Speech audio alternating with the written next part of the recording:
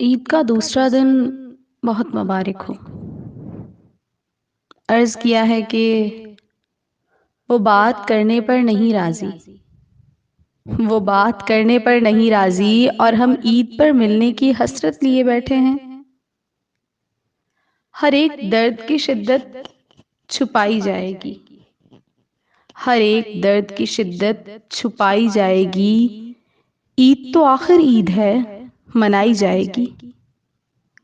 और फिर मुझे तेरी न तुझे मेरी खबर जाएगी, मुझे तेरी न तुझे मेरी खबर जाएगी। ईद अब की भी दबे पाँव गुजर जाएगी। और दीदार तेरा है जिनको मुयस्सर, दीदार तेरा है जिनको मुयस्सर, उन खुशबख्तों को ईद मुबारक।